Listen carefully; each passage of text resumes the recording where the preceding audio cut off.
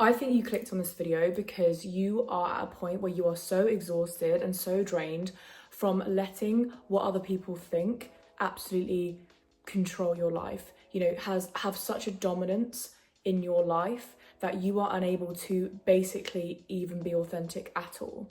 And I think you clicked on this because you want to, find ways and practical methods you can start, putting into your life and implementing into your life to liberate you, to get back the authentic you, to be able to live a life where you are no longer shackled by the thoughts of other people and what other people think and worrying about the consequence of that. And today I really want to reassure you and explain to you why you even have those thoughts, why those things are even part of our society, why humans care so much about what other people think, and also strategies to overcome it and actually start living your best life, start living a confident life, start being rid of insecurity, rid of social anxiety, and rid of constraints that are other people's thoughts. Now, historically, I am somebody who has definitely really cared about what other people think. Certainly growing up at uni, that was literally such a big part of my effort when it came to sort of socializing. I really cared about what people thought. I really cared about fitting in and being liked. And I have discovered in my 20s, it is literally the most soul-destroying thing. You know, your self-esteem suffers, your authenticity suffers. I am literally in the process of trying to come back to my authentic self again, trying to come back to who I really am at the core, because I have put in all these layers and layers and layers over years to try and be liked, to alter my behavior so that other people find me palatable, to try and create this mask and put on this mask so that other people find me amenable, other people find me palatable. And I am in the process of destroying that mask and, peeling back those layers again. And it's exhausting. So if you can avoid that as early as you can, then fantastic, because it takes so long to undo. And when it comes to, being your authentic self, it is all consuming. It's not something that kind of just, dictates one part of your life. It controls your entire life, and every action you take, every behavior that you engage with your friends, your family, your partner, acquaintances, it completely dominates everything. Even for me, I've realized it's even dominating my success journey and my ability to kind of create brands or create the life that I'm looking for. I have had to heal this part because it's all consuming, it dominates my life. And I didn't actually realize that it wasn't just restricted to my friendships, but it was all encompassing. I think we feel like this on literally a biological level, a evolutionary level, that we're all social animals. We want to fit in. The idea of sort of social ostracization, especially when it comes to surviving, our survival instincts kick in, fight, flight, or freeze, or fawn.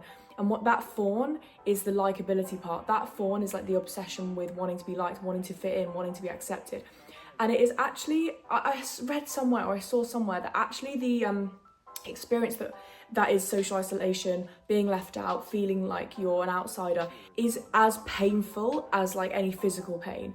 It's so painful to our body, emotionally, to feel left out. So in order to prevent that from happening, in order to avoid that pain, we implement these strategies to keep ourselves safe emotionally from being ostracized or feeling left out, or feeling like you're being taken the mick out of, or made fun of, and again feeling like you're the odd one out. It is one of the most painful things a human can experience, and that is why we care so much. That is why we're so obsessed with fitting in and being liked, because on a biological level it makes sense for us to do that evolutionarily. So many of us don't want to put ourselves in a position where we get rejected, so actually it's easier for us to change our entire personality and change our entire being than it is to experience the pain of rejection, social isolation. And I think this is particularly difficult at school. I'm not going to lie to you. I think as an adult coming into sort of, the more, not real world, because obviously school is reality, but you do have a captive audience. You are in a place where everybody knows who you are, everybody knows of you, and that bubble is your life. When you come out of school, basically, you realise that none of it's really that deep, but at school it really does feel like that, and I get it, that is your reality. And many of us develop this sense of wanting to fit in during that period of time. And it's all good and well me being yeah, you don't need to care about that, whatever. And I'm going to empathise with you. It's okay if you do feel like that's something that's important to you, that you do want to fit in and you do want to be liked. It's perfectly normal, and I'm not going to gaslight you into thinking that there's something wrong with you because you feel that way. It's absolutely normal. But what I will say is that if you can possibly have the hindsight to think that this stuff really is all made up and it's not going to last forever, then you are going to be in a really strong position. Because you know who I think about, sex education, like Maeve Wiley. She is like, I literally wish I was her at school. Like, she is so strong for being okay with like having no friends, being like isolated, and she's confident in that. She doesn't try and like change who she is to fit in, and I think that's pretty uncommon. I don't think there's many people that can do that, especially at 16. If I was the person that I am now going into school, I would have not tolerated so much shit. But when you're in it, I get it. You need to like survive, and you need to kind of get through the day, and change your behavior to be liked and popular or whatever it is actually a way of surviving. And so I understand it. Coming from somebody who's older and not in that anymore, it is so much more important to remain authentic and attract the right people, because as I've discovered, you will spend maybe like 2 or 3 years actually undoing all of that. Not only that, but also losing a lot of people who preferred you when you were this like likable, amenable version of yourself. You were this version of you that basically wasn't authentic. So you also have to like go through the hardship that is losing people who preferred you when you were a people pleaser, that preferred you when you were somebody that did care about fitting in and being liked. And when you kind of learn to realize that those things aren't that important and that it's not going to be to your detriment anymore, it can be hard and it does fuck with you. Anyway, I'm getting ahead of myself. What I really want to say is that I'm going to talk about how you can overcome this, how you can kind of get through it, and just reassurance that it's perfectly normal, but giving you the tools to be able to not let it dominate your life so much. As I just touched on, your core values, who you are, your authentic self, and behaving in alignment with that is so much more important than external validation. When you are constantly seeking external validation, you are placing all of your self-worth, all of that power that you have into the hands of other people. You are giving away your power when you are so concerned with gaining external validation. And when we seek external validation, that's because there is something within us that cannot validate ourselves. The only way to get that rush, the only way to get that kind of like boost of endorphins and happiness and good feeling is for other people to validate that, is for other people to give us that boost. And when we put all that power in other people, think about how fragile your sense of self is going to be. If you have to get external validation for everything, there's no solid ground there, because people are flippant, people are fickle. Sometimes they might like you, sometimes they might not like you, sometimes they might want to spend all their time with you, and sometimes they don't. That is such shaky ground to base your self-worth and your sense of self on. That is just very insecure grounds to base something that is so important on, is so important. And I'm definitely in that process. I'm having to battle my own thoughts, thinking, right, okay, so if I take this action, what are other people going to think? Are other people going to judge me? Are other people going to think that I've been unreasonable in this? And it's actually thinking to yourself, okay, cool, even if they do, that doesn't matter nearly as much as what I think about myself and what I think that I'm doing. I think that the decision that I'm making is like the best decision. And I think as people pleasers, we often, like I said, put our eggs in other people's baskets. And that's not really the right phrase, but we basically put all our faith and everything, in terms of self-esteem and self-worth in the hands of other people.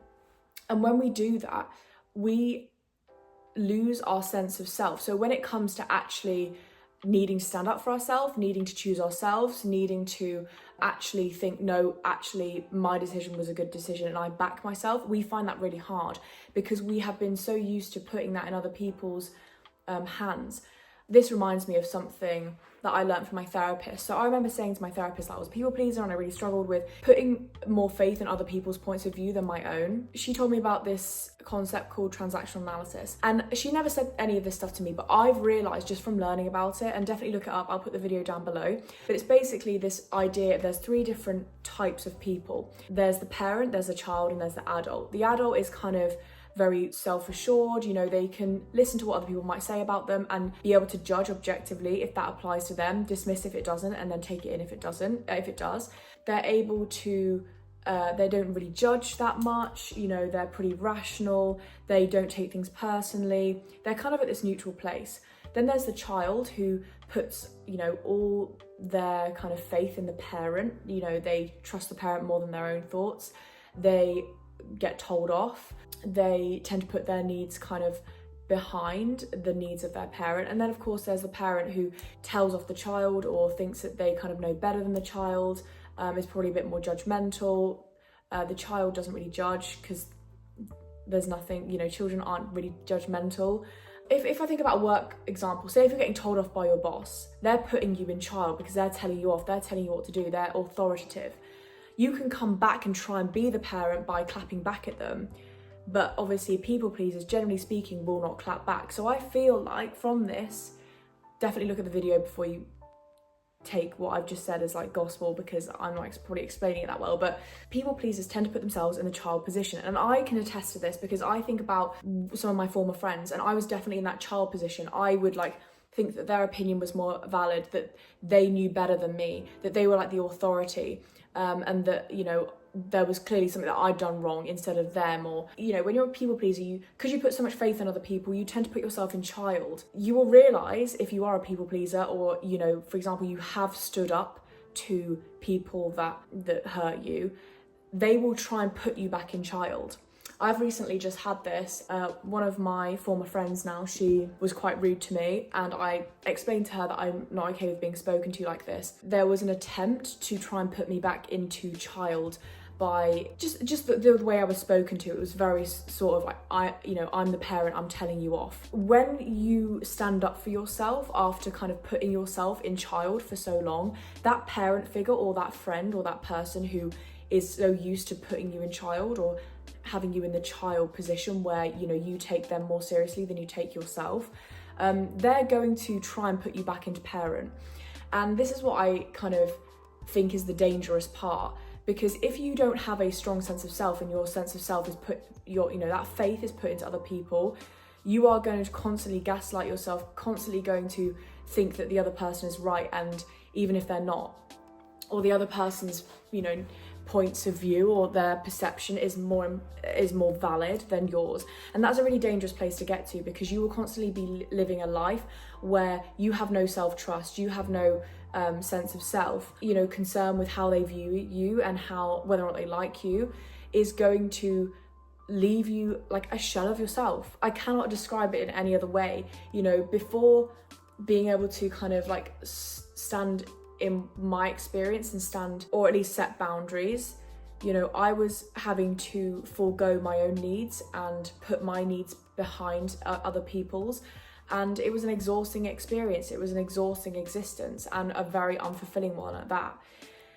That's the reality of caring so much about what other people think. By putting faith in everybody else, you lose yourself. You get lost. It's a process to find out or rediscover your sense of self again. You know, it takes a really long time.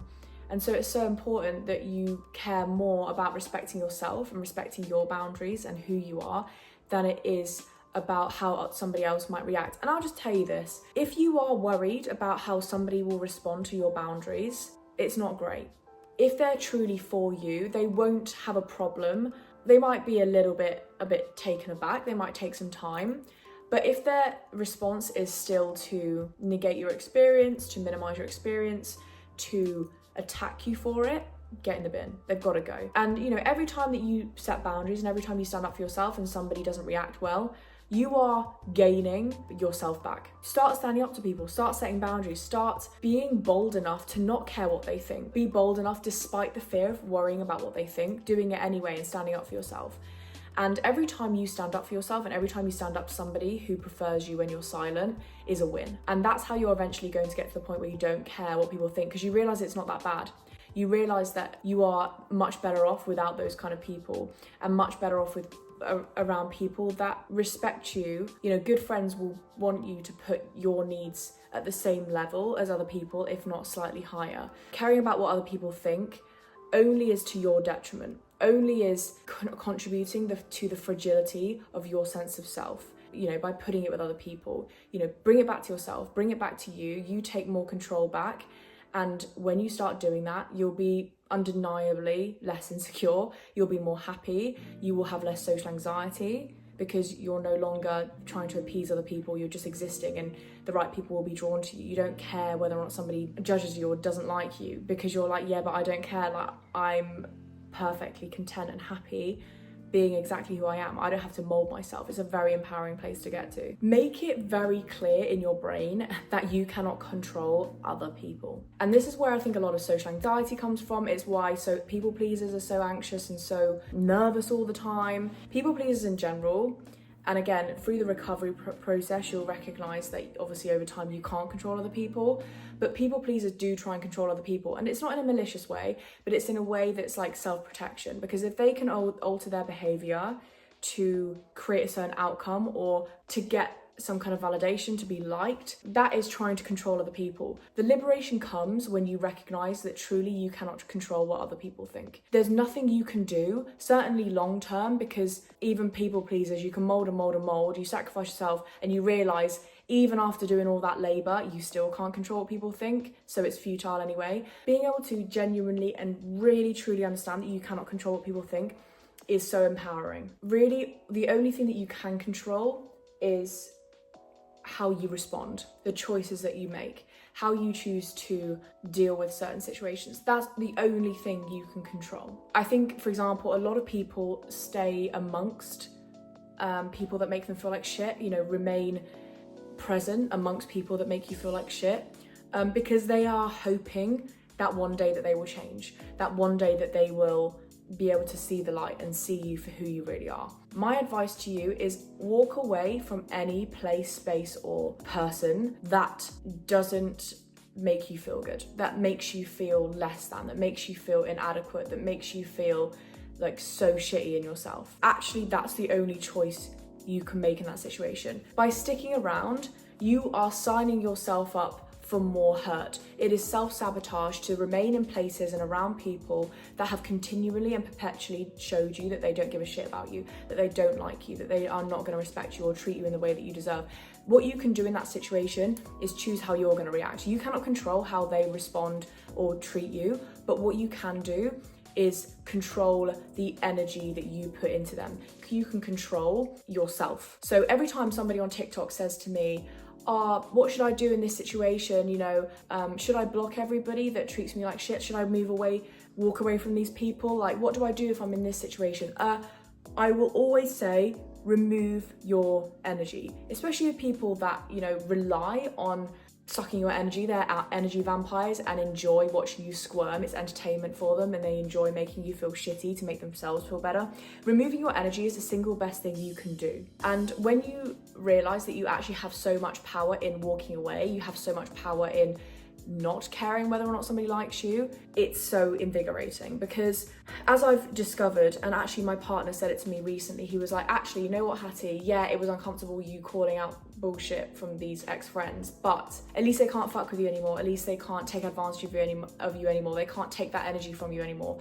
And that is really that's where it's going to hurt them. That's what's going to, and it's not about hurting them back or anything like that, but that's where they're going to feel like, fuck, I've gone too far here. Oh shit, this is what I was missing out on. Oh, I should have been good to this person when they were still here. You're regaining power and bringing that back to yourself and taking back control when you remove yourself from, groups of people or people in general that leave you feeling a lesser version of yourself. And of course, the way that ties into not caring about what people think is being able to stand your ground, being able to claim back that power. Because actually by claiming back or trying to claim back that power, demanding respect, upholding your boundaries is going to require you to be okay with not being liked. When people are like abusive, they're not seeing it as like, oh, I like them, I don't like them. They're seeing it as like, can I take advantage of this person? Can I not? And if I can't, I'm gonna have a problem with them. It's not because I don't like them. I like, maybe their personality or something, but because I cannot control them anymore, because I cannot take advantage of them anymore, I'm going to have a problem with that. But it's not because they don't like you. It's not because you're a bad person or anything like that. It's because literally they cannot control you anymore. When it's required that you are disliked or seen as the villain in somebody else's story, just be bold enough to be okay with being disliked, but also know that it's not really about being disliked. It's actually that they're mad that they can no longer take advantage of you anymore. And that's also quite an empowering realization, you know? You can limit the access people have to you, and okay, fine, they might not like you because you stood up for yourself or whatever it is, but at least they respect you now. And I think that's where I've realized, you know, where my priorities lies, that I'm no longer interested in being liked, but rather being respected. So fine, okay, cool. People that I've moved away from, yeah, they do see me as the villain. I'm probably the baddie in their books. That's calm, that's fine. I mean, it's not very comfortable, but I can live with it. But what I'm actually feeling better about is the fact that I know that they essentially either respect it or have had to respect me standing up for myself and me asserting my boundaries. And I've taken back that control rather than placing that all with them. And I think that's the priority should be for you to be respected, not liked. And from there, once you're kind of more focused on being respected and less, you know, liked, you'll actually start to draw in the right people anyway. I've always found that, funnily enough, when I stand up for myself or when I demand respect, people actually like, you know, I fucking rate that actually, yeah. And it makes you likable, even though that's not even the goal. Likability should not be the goal, and you will waste so much of your life and your energy for no reason when you care so much about what people think and being liked. It doesn't reap any rewards. It will take everything from you and leave you with nothing.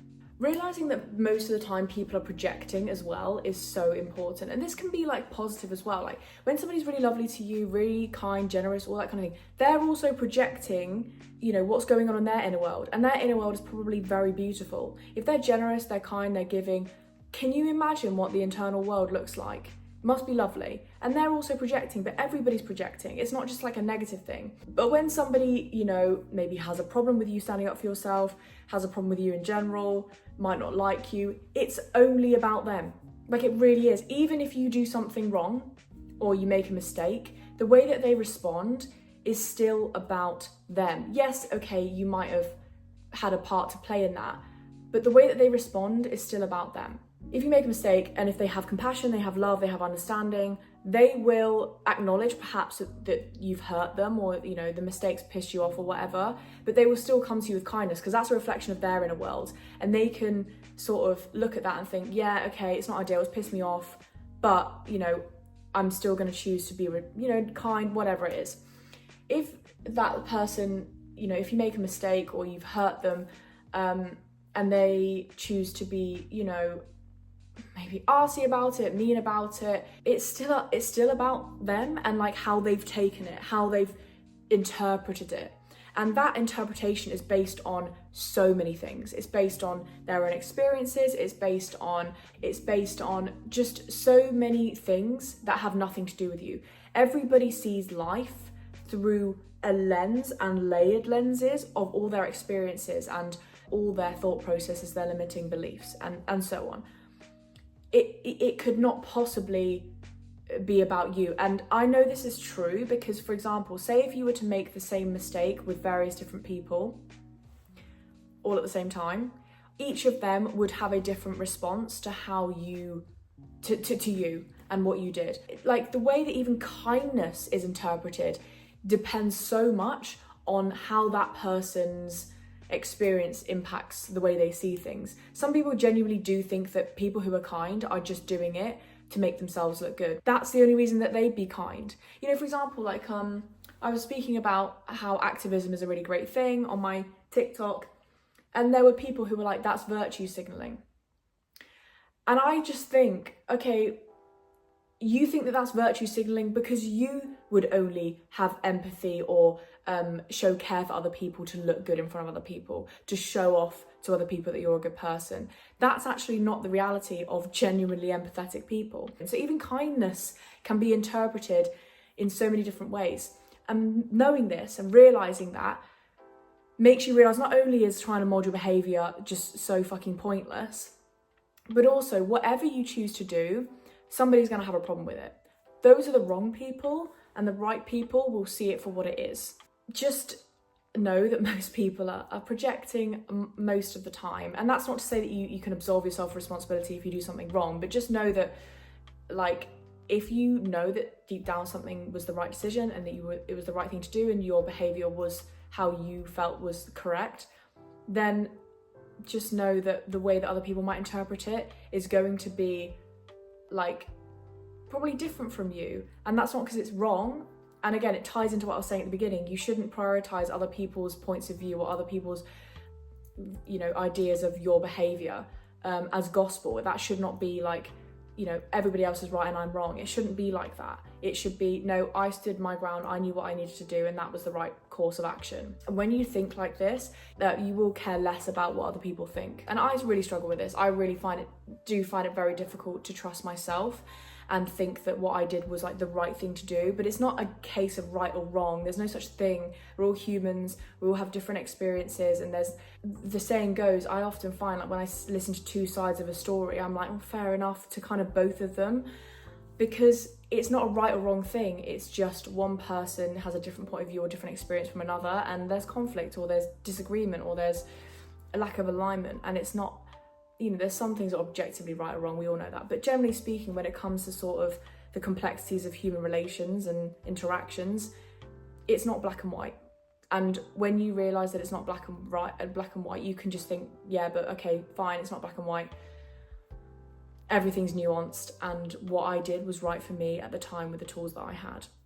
And you'll no longer worry so much about what other people think, because you'll realise that they're just trying to do the same with the tools that they have as well. And I think taking them off that pedestal is such a crucial part of caring less about what people think. Because when you care so much about what people think, you're putting their opinion on a pedestal compared to yours. They're not equal. They're not equally seen in your eyes. That's why I referred to transactional analysis, because, as the child, you're putting your parents' point of views and their behavior on a pedestal. You think that's gospel. You think that's the correct thing. You think that's like the right way to do things. And it's not. And if anybody who's grown up and like realised that actually their parents are human too can attest to that. And so it goes the same with everybody else. Everybody else there's no kind of like, nobody's God, nobody does everything perfectly. And when you kind of take them down from that pedestal, you'll find it so much easier to not give a shit about what they think, because you'll actually see your point of view and your decision making as equally over time. I think finally I want to say it's so important to have self-compassion when it comes to caring less about what people think. Because when you are more compassionate towards yourself and you give yourself grace, you're less scared of criticism. Finally, I will say, start challenging your own thought processes. Start challenging kind of the things that I was talking about. Those moments when you feel like obligated to put others' points of view on a pedestal. Take a step back and be like, no, wait a minute, let's look at this a bit more objectively if we can, and challenge every single time you attempt to put other people's points of view and opinions on a pedestal. Don't. Or practice not doing that, and challenging those limiting beliefs, challenging the limiting belief that other people's opinions are more important, challenge the belief that likability is more important than respect, and setting boundaries, challenge the feeling that you get when you're like, I don't want to stand up for myself because it's going to be uncomfortable, and do it anyway. Challenge yourself. By the way, this is where the work comes in. This is where you're going to actually make the difference, and only through practice and feeling discomfort is it going to get to a point where you're happy and fulfilled, and you no longer have people in your life that care so much about what you do to the point where they're judgmental of what you do and they, drag you down. Fuck that. Get away from people like that. If you want to stop caring so much about what people like, you have to build your self-esteem. And the only way you're going to build your self-esteem and rebuild that sense of self is to start acting in accordance with your boundaries, start commanding respect, and walk away from people that do not respect you, because they will respect you when you walk away. In order to regain that sense of self and get that sense of self from here rather than external validation, you have to be uncomfortable. And I know that's not really the advice you want to hear, because that means doing the hard thing. But every situation, every opportunity you get to stand up for yourself, set boundaries, when people disrespect you and people, make you feel like shit, big or small, stand up for yourself. I've had it before where people have told me that I overreacted when I set a boundary. Don't listen to that, because that's really just them wanting to minimize what you've experienced. You know, being able to set boundaries is a difficult process because you're probably not used to it. The people you have around you are also not used to you doing that. So they're probably going to clap back, they're probably going to have a response, and they're probably going to minimize, dismiss, and invalidate you standing up for yourself.